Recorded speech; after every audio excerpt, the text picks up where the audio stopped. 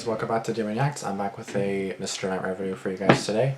I really wanted to do a 4th of July horror stories for you guys, but Mr. Nightmare has not released anything yet. At least at the time that I'm recording this, July 3rd, 3 in the morning, so he hasn't uploaded anything yet for July 4th. Maybe he'll actually upload it on July 4th, but again, these are all pre-recorded, so for now I will do this 3 disturbing true summertime horror stories because it is summertime. This did come out in August 2023, so it is obviously old, but I haven't watched it yet, so I'm going to watch it right now. Starting. Plus it is summertime, so I might as well watch it now anyways, right? Who cares? Even if it's last year, 10 years ago, it doesn't matter. It's summertime, let's watch them now. Plus it's a reasonable video, only 15 minutes long, not too bad. I'm trying to do some shorter videos recently because longer videos are fucking killing me. I don't know if you guys like the longer videos or not, but again, fucking Damian is uploading longer videos, so we don't really have much of a choice, but it's what it is. So yeah, I think I started this already. Yes, I did. So yeah, 3 disturbing true summertime horror stories, Mr. Nightmare. Let's get started. Version 2, and again, happy late 4th of July. Before getting into the stories, I want to talk about today's sponsor, Parabooks. If you're a fan of this channel, odds are you're an avid horror fan, and odds are you've heard of the SCP Foundation, which if you're not, so that's subtitled projects, looks as public and nominal, because So looks like this video is actually 14 minutes long. Let's go. Anonymous stories are probably always true. I love horror stories, man. I can't wait. And I'm watching this at 3:02 in the morning. Perfect timing. 3 in the morning. 3:02 a.m. Perfect. in the summertime, my beachfront town is a lot of fun. On the weekends, we go to the beach or someone's pool during the day, and to one of the beach bars at night. I'm getting a little older though, and a lot of my guy friends that I used to go out with on the weekends are no longer single and don't really look to do that anymore. So it's harder to make plans these days than it used to be. Yeah. One time when I was out with my friends though, these 2 guys approached my friends and I at the bar being friendly because they overheard our conversation and joined in. They looked like they were maybe 8 years older than us, in their mid-30s. They were on the shorter side, but seemed cool enough to hang around. Okay. Their names were Alec and James. They ended up bar hopping with us that night. Alec left before James, who stayed late into the night with us. He seemed to like me the most because he would talk to me the most. Eventually my friends wanted to go home, and so did I, and James seemed disappointed, like he wanted to stay out until the bars closed. I told him we'd all chill again soon, and then we left. The following weekend... I can feel that, I'm not gonna lie. It's kind of like when a hangout comes to an end, it's like, no, I don't want it to end, let's stay till the bar, bar closes, or let's wait till let's stay a bit longer. Like, I'm basically the same way, so I can't really say shit. At the same time, it can be kind of like, hey bitch, like we just met you, relax, but honestly, if you guys knew me, then enough said. None of my friends wanted to go out, so when I was trying to find plans, I get a text from James. He asked what I'm up to tonight, and I said no plans. What are you guys doing? He said we should go to this beach bar. I figured why not, I needed plans anyway, and him and Alex seemed alright last time. He offered to pick me up, so I took him up on that offer. When he pulled up to my house at like 9 or 10, I went for the back seat, expecting Alec to be in the passenger seat, but when I opened the door, he said sit in the front. It was just James in the car. On the way to the bar, I asked James if Alec or anyone else would be meeting up. He said probably. I wasn't aware it was going to be just him, but whatever. I feel like James maybe likes you, which isn't a bad thing. Like, maybe he has a little crushy-wushy on you, not a big deal. I wish that would happen to me. No one freaking has a crush on me, but whatever. He suggested we go to this dive bar first to pregame a bit before going to the beach bar, which had... What? A dive bar? What the fuck is a dive bar? He suggested we go to this dive bar first to pregame a bit before going to the beach bar, which had a dance floor. Okay. I said sure. He brought us to a hole-in-the-wall bar. It was really dark in there with a moody red glow. He ordered us a few rounds of drinks. I already had a couple shots before leaving my house. So after these drinks, I was feeling pretty drunk already. At one point, I had to go to the bathroom. And when I got back... Also, Alec or James or whatever the fuck this guy's name is, he already knows where you live now because he picked you up, so... That's all about, because you only met him once and now he's already picking you up. It's like, Like, I met my one friend that I've been talking to online. I met him in Toronto for the Pride Parade. I didn't see him for a Pride Parade, but I saw him afterward. And that was just this past Sunday. So basically, I went to Toronto and I saw him for the first time. We have been talking on Instagram for a few months. And obviously, he doesn't know where I live, and I don't know where he lives. Like, we met at a public location, right? We didn't meet anywhere private. Like, we met at a public location, because again, our first time meeting, you obviously want to make sure that we're both fine, we're both safe, things like that. Like, I wouldn't want to go to his house to pick him up. Like, not because I don't want, not because I don't want to know where he lives. Like, obviously that's fine if I did. But it's like, he probably wouldn't want me to know where he lives, right? It's kind of like, yeah, like, you don't need to know where I live. It's fine. Like, just like with him, I wouldn't mind if he knew where I live, but it's like, yeah, give it some time first, right? Like, He had 2 more drinks on the counter for us. I didn't even finish my previous one yet. I'm shocked he was buying all these drinks for us. I figured it was an older person thing. After drinking this last drink is where my memory completely went black. he drugged you. Oh my god, he drugged you. The next thing I remember was waking up in a pitch black room. I was on the floor. I felt around for my phone in my pockets, but couldn't find it. I stood up and held my arms out in front of me until I felt the wall. I started feeling around the wall for a light switch. I found it finally and flicked it on. I found myself inside of a small, concrete floor room with a hot water heater and various household cleaning objects like a mop and bucket. Oh my There was a god. closed door in the room. I was beyond confused and absolutely terrified. Where was I? I slowly opened the door, which led to another pitch-black room.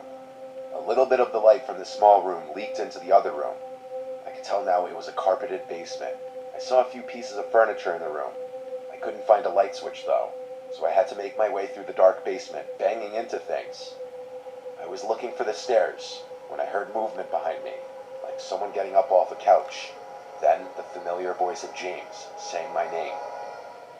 I screamed and turned to face the darkness. I could only see the outline of his body across the room. He said, "Calm down, it's not what you think.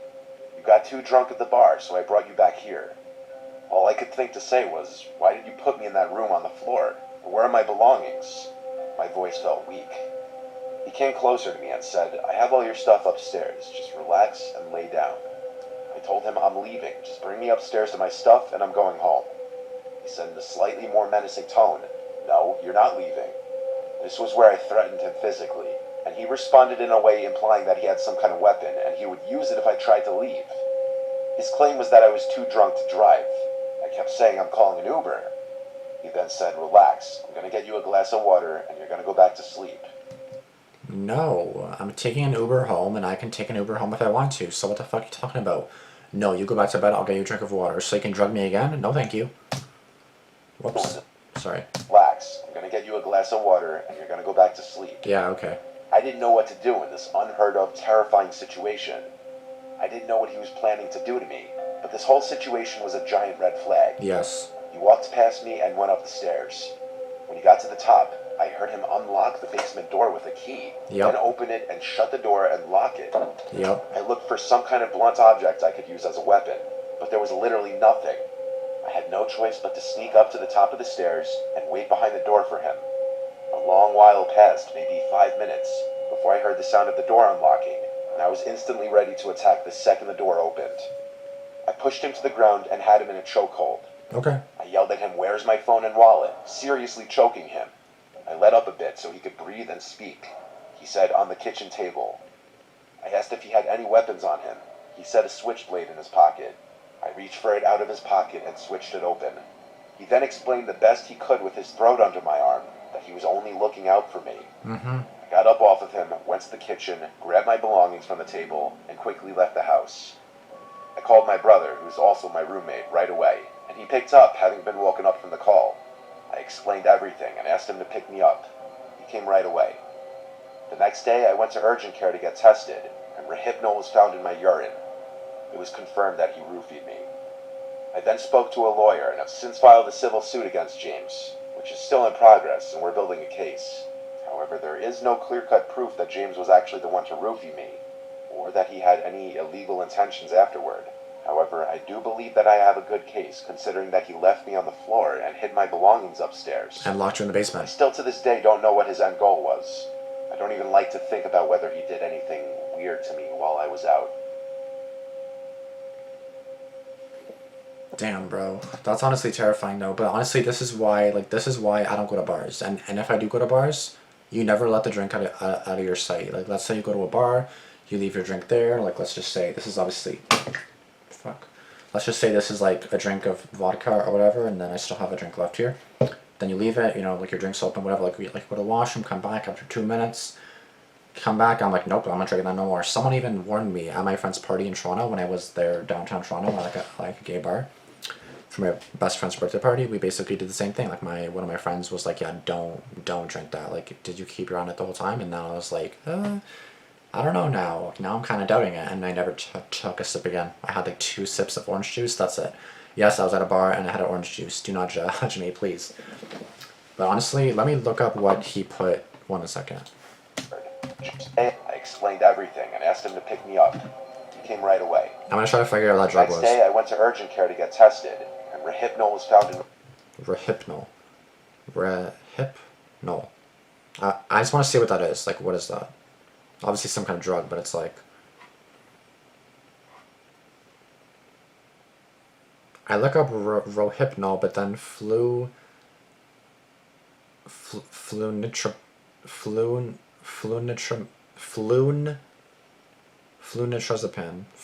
whatever the fuck this says. Okay, thank you. The most common drug for this is forget-me drug, roofies, roche, and ruffles. Is it legal in Canada? It is illegal to make, sell, buy, or possess GHB, ketamine, or rofinol. Damn, that's fucking crazy, bro. my urine. I'm glad he was okay in the end, but it's like, this is why you don't trust anybody. Like, you guys just met once, he literally tried to drug you. If someone tries to buy you a drink, unless you, like, the only time you take a drink that someone buys for you, I don't care if it's your friend of a year. Make sure they're not doing nothing weird to you, you know what I mean? Like, make sure that you watch the person pour the drink. Like, let's say, like, I'll make you a drink. Great, I'll come with you. I'm not going to wait for you to get me a drink. No, I'm going to go with you. We'll watch the bartender pour it in. Then he gives it to me, right directly to me. Not he hides it. No. Take it. There you go. Done. Then I'll drink it. Besides that, no. I'm just saying. Be better safe than sorry, bruh. Kevin M. In the summertime, I like to spend my time doing outdoor activities. Yes. In the summer, I stay with my family in Monton, Pennsylvania. Okay. We have 2 acres of land, a little shooting range in the yard, a quad, 2 dirt bikes, and trails through the woods right by the house that I often ride through. So you're rich, in other words. One warm but cloudy day, I had nothing to do, so I wanted to get some exercise and took my bicycle out. I have a mountain bike at my parents' house, so I prefer to take it on the trail rather than... Is this going to be a biking horror story? Because I bike a lot. Well, I biked like 90 kilometers in 1 week. And that was like 2 weeks ago, and since then, 0 kilometers driven. the roads. I have a mountain bike at my parents' house, so I prefer to take it on the trail rather than the roads. Yeah. I stepped outside and looked at the clouds. It just looked so cool. Yellow sky peeking through the dark, stormy-looking clouds just a bit. I could smell the approaching summer storm. I loved the atmosphere. I checked the forecast before leaving, and I figured I'd have a quick half-hour bike ride before it started raining. Even if I got a little wet, I wouldn't care. I set off from the property towards the trail in the woods. I could feel and hear the gust fronts, and I loved it.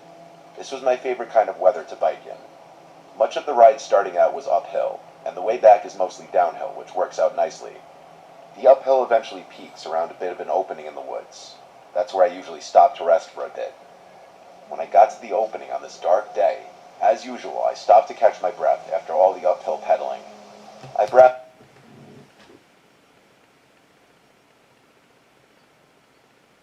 Is my cat in here?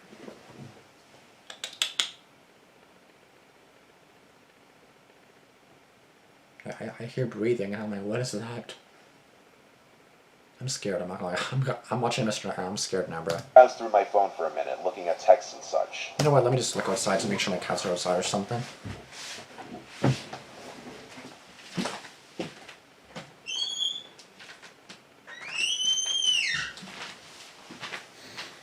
My cat is not right outside my door, but she's basically just over there, so I'm assuming it's my cat. I really hope it's my cat.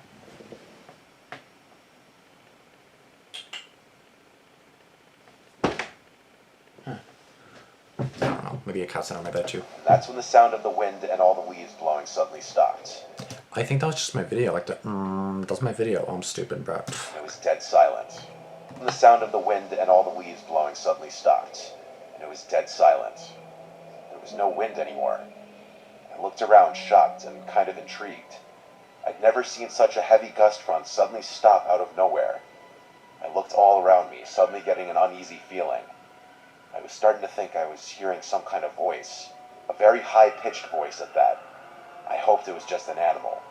The darkness under the clouds and trees, the silence, the sky, and now the sounds I was hearing all coming together were creating an unexplainably creepy setting. And then, perhaps because of the dead silence now, I was able to hear sticks cracking not far away. And when I looked in that direction, I saw something about 30 to 40 feet from me in the trees, in the direction where the trail continues to go.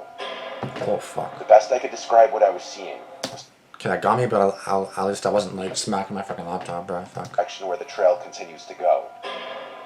The best I could describe what I was seeing was some humanoid-looking figure hunched over as if it were hiding, stalking me like I were prey. And at that moment, it started to rain, hard.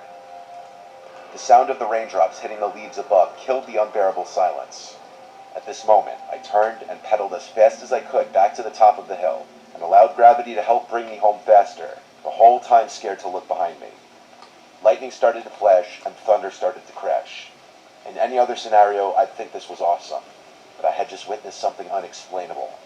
I made it home, put my bike in the shed, and went inside. I was so shook and out of breath I didn't even bother explaining to anyone.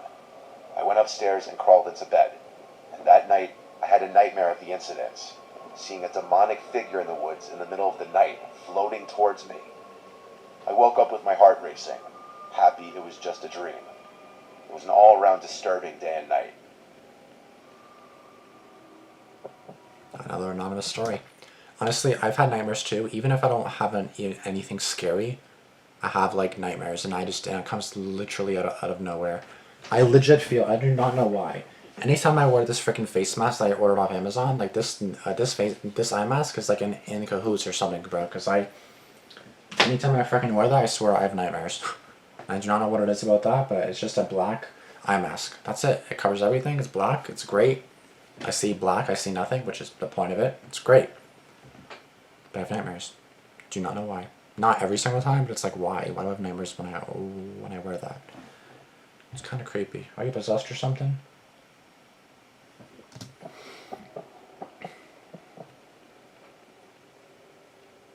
Every summer, my parents go away for a few weeks to our vacation home in Savannah, Georgia.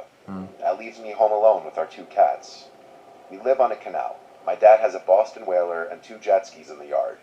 Across the canal from us is marsh, and further down the canal is a park.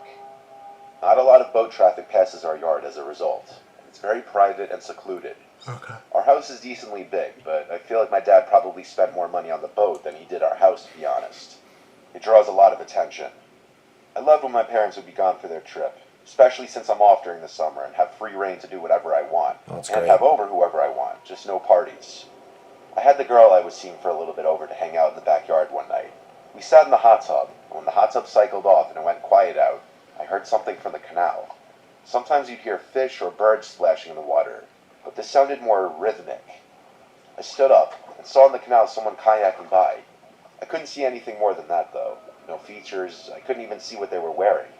A little unusual this hour at night and this far up the canal, but it is a public canal nonetheless, and it was not a cause for alarm. I did tell the girl I was with how unusual it was, though. Little did I know that that was not the last time I'd be seeing that person. Later that night, when we were in bed upstairs, I had the windows closed because the AC was on. The windows in my room faced the canal in the backyard. I had turned off the lamp next to my bed and was watching The Sopranos with a girl who was sleeping over. Suddenly, a white light was flashing through the window. It was moving around sporadically. Both of our reactions at first were simply, what the actual hell is that? She asked if that's a helicopter light, which I dismissed immediately because that was silly. I said, I think it's a flashlight. I turned off the TV. I hear noises outside my door, but it's my fucking cat. Cat, can you please just come in here because you're scaring me? You keep scaring me, bruh. Oreo, come here. No? Okay, whatever, I tried. Dismissed immediately because that was silly. I said, I think it's a flashlight. I turned off the TV to bring total darkness in the room. Then I got off the bed and stepped just to the side of the window so I could peek out and see where the light was coming from. I saw. It was someone waving a flashlight from the canal. In fact, it looked like that person on the kayak again. The girl I was with, who I'll just call Jane from here on out, asked me what it was. I told her it's that guy from the kayak before, waving a flashlight through the window. She asked, why is he doing that? How did he know we were in the specific room? That's I creepy. told her it must have been because he saw the light from the TV screen through the window. He already knew someone was in here. Having a girl in the room gave me that basic primal urge to act like a man and not be scared. So I opened the window and yelled out, what do you want? A weak-sounding man yelled back, please, I need help. I yelled back, are you hurt or lost? He yelled back, I'm injured and I can't get out of the kayak. I looked at Jane and asked her opinion of what I should do. She said I should go out there and help him. I called back out to the man, do you want me to call 911? And he called back, no, I just need help getting out of this kayak. I called back to the man, okay, I'll come out.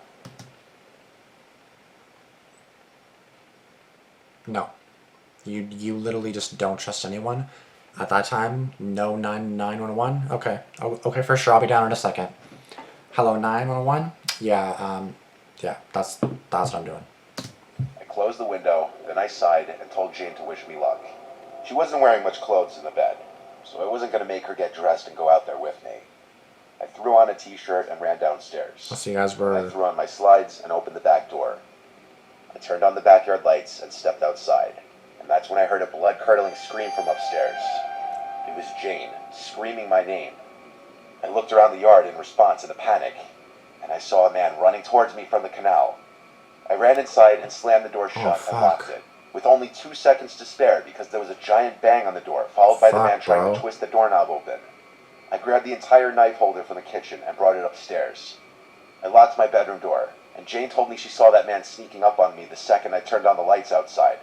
He was no old, weak, injured man. He was this big-looking guy. We were paranoid that he was lurking around the property still. I called my dad to tell him what happened, and he told me I should be on the phone with the police right now, not him. Yes. So I called 911, and the police came, did a search of the property, did a report, then rang some of the neighbors' doorbells. Any of my neighbors who answered didn't see anything. The strange part was that the kayak was gone, which led me to believe he ran back to get it and likely ran into the marsh. The fact that we have a decently nice house and an $800,000 boat in the backyard in a secluded, tucked-away spot of the canal probably made us look like an easy target to break into that night. That person may have even somehow knew that my parents were away. And you said $800,000 bill? What the fuck? Scary of how I didn't have a girl over that night. I wouldn't have made it back inside in time to lock the door. That's honestly terrifying. If you want to see a bonus summertime horror story exclusive to my Apple Music, Amazon Unlimited, and Spotify, click the link in the description. Also, thank you to Parabooks for sponsoring this video. Sure. Please, horror stories. Fuck crap. Oh, God. Honestly, horror stories are great, but they just get me fucking antsy, bro. Like, they get me ready, and I'm like, oh, fuck, what's gonna happen? What's gonna happen, you know? Like, bro, I can't with these. Story 1 is absolutely terrifying, and waking up in a basement is one of my greatest fears. It's also why you never accept drinks from someone you hardly know. Exactly. You watch them pour a drink, you watch the bartender pour the drink, and then you give it to you. That's it. If I don't see it, sorry sis, I'm not drinking that. Nope. I remember this is a bit, it's not really TMI, but it's like, let's say I go to someone's house that I just met. I'm not going to say they're a friend, but I'm going to let you guys guess what I'm talking about. So you go to their house, and they're like, oh, do you want a drink? No. Are you sure? Yeah, I'm sure. No drinks for me, nothing. Do you want food? No. Do you want, no. I want nothing. Except, but I don't want no food or drink, thank you. I always love when the person in the story calls their parents and their parents are like, what the fuck are you doing? Why are you calling me? Call the cops. Exactly. What the fuck are you calling me for? Like, what the fuck do you want me to do? Hey, Dad, someone just tried to kill me. Okay. And you're calling me because, like, what the fuck? Absolutely love the content. Love this content too. Story 1 is absolutely horrifying. Whether or not the story is actually true, the thought of waking up in someone else's basement is downright terrifying. No criminal intent in the first story. How about kidnapping, false imprisonment, and threatening bodily harm, just to name a few. I was with my friends. A group of guys approached my friends and I being friendly. What a sentence. If anyone says no when you ask if you should call the police, it is a huge red flag in itself. Exactly. Do you need help? Yes. Do you need 911? No. What kind of help do you need then? Because the police can help you with that, you know what I mean? Police can help you with that. Oh no, police. We don't need that, because we're trying to break into your house and stuff, so we don't need the police. I'm 33 and I still remember my parents taught me to guard my drink. If I had to leave it unattended, don't drink any more of it. When I came back, and order a new one. Exactly what I just said. Exactly what my friend told me too. I would have still drank that because I never thought of that in the moment. I wasn't thinking about that. I wasn't thinking, oh yeah, someone probably drug my drink when I was gone. Of course I wasn't thinking that, but it's like it could happen. Is it common? Maybe. Is it rare? Maybe. I don't know. No better way to relax after the first day of school than with an Mr. Nightmare video. Excuse me, sir, this video came out in August. There's no school in August, at least in Canada, and it usually starts... My recorder's still on, right? Yes. So July, August, so our first day of school is most likely going to be 10th or 11th. September 10th or September 11th is going to be the first day of school. It's not going to be August, guarantee you that. August is still summer. Stray one is downright terrifying. The guy's lucky to come out with the basement. I just wonder what James' intention was. Probably to assault him or sexually assault him, possibly, or maybe kill him too. And maybe sexually assault and murder him. Who really knows? We'll never know. And maybe it's good that we don't know. We all know what it means when the woods suddenly goes quiet, that a predator is nearby, and we should leave. It's what I would do if I were in a similar situation. Yeah, but I don't get it. If the wind is just like... and it just stops. It's like, what the fuck? Like, that makes no sense. Like, that's not how stuff works. Like the weather doesn't just stop being the weather when something weird is in the woods. Like, you know what I mean? That's not how it works. Yeah, both these stories are actually really scary. Like, these summertime stories, again, the first one was more so a bar story. The second was a biking story. And then the third one was like a rich person horror story. Yes, they all happen in the summertime, but it's like, damn. Stories like this and watching the movie Hostel made me a bit paranoid and very aware that I go out. When I go out, I really accept what my friends offer me, and much less a stranger offering me something. Facts. First story gave me much anxiety. The last comment. Because as a woman, this is literally the worst case scenario to happen if you're out drinking with someone. I'm really glad that the person made it out okay, and hopefully their case can actually end up with James being put away and not given any chance to try that again. Again, for clarification, I meant that I myself am a woman. So you can imagine why this kind of situation is so horrifying for me. I feel like, yeah, like women are more prone to that because the guys are like, yeah, can I get you a drink? And they obviously, you know, maybe the girl wants to be nice and they say, yeah, sure, but it's like, it's a drug, you know? So girls, guys, all you guys gotta be careful. I don't care if you're a guy, girl, what you identify as, you gotta be careful. Because you never know someone's true intention until they do it, so... And once they do it, maybe it's too late, so you gotta be careful, guys. With that being said, thank you guys so much for watching. If you guys enjoyed it, be sure to give it a like, comment down below, be sure to turn on notifications, give it a like, comment down below, and do all that good stuff, and I'll see you guys in the next video. Deuces.